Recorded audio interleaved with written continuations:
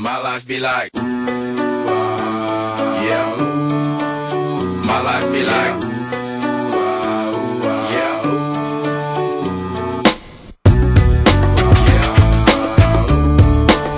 My life be like, yeah. My life be like times like these that make me say, Lord, if you see me, please come my way. Like leaving breadcrumbs for when I stray. Yeah, I'm sacrificing the price.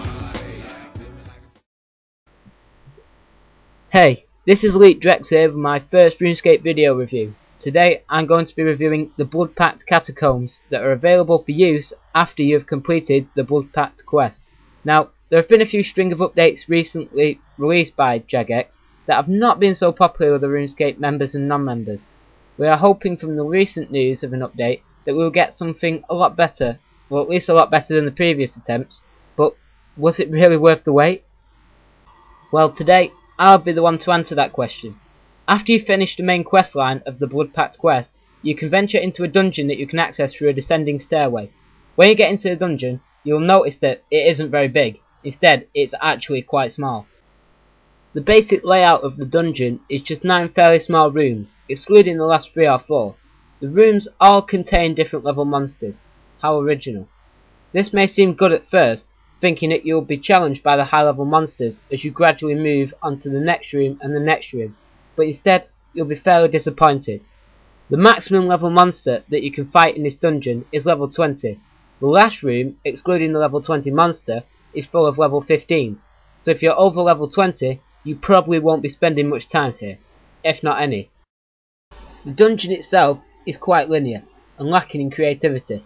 The JaGeX staff have had much time to think about their updates and how they will go about making them, and this, however, doesn't appear to be something that we would expect from the JaGeX crew, as though they needed an idea for a new quest to keep the non-members occupied until they thought of something better.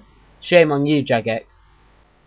Like in all dungeons, there is a boss at the end. In this dungeon, you can hardly call the monster at the end a boss. You can kill it in pretty much 2 hits, and you would mistake it for just any old mob if it weren't for its own custom name. This is also slightly disappointing for some who desire a challenge. The mobs themselves are also not very convincing. They are not hostile, but instead passive, which defeats the point of a dungeon. I always thought that they were meant to stop you from advancing, not just aimlessly watch you as you walk by. Alas, there are some good points to this new dungeon. This is an inspiring idea that, although not created to its full potential, can be used later to create more quests that could be maybe based around a dungeon that is bigger, better, more creative. There is also a surprisingly good variation of monsters, ranging from corpses to rats to even mutated fly things. If you spend some more time in this dungeon, you will find out that there are these strange statues in each room. If you collect all of them, you can sell them to the woman outside the catacombs, from around 100 GP to 1k, depending on the type of statue. There is also a so-called mask that you can make if you find all the pieces. I myself spent 15 minutes trying to make this mask. I got all the 5 pieces, although I wasn't sure which mobs I was supposed to be killing, and I had to find out for myself. That's a shame, because this would have been easier if it told you which mobs to kill in the first place, and not just waste time killing random. The mask itself is quite good looking, although the stats aren't quite good with just +1 to attack and defense. It doesn't look too shabby. I won't wear this, however, because I think that my Black Cavalier looks 10 times better. Wouldn't you agree?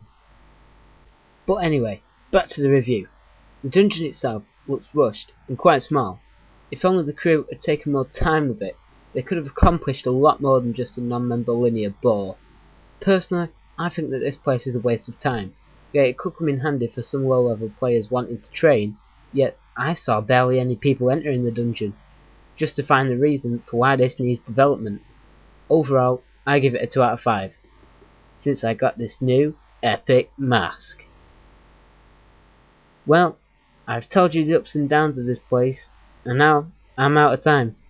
Check back soon for more reviews, guides, and possibly something you haven't seen before. Until then, don't visit this place. It sucks. Feeling the moment slip away.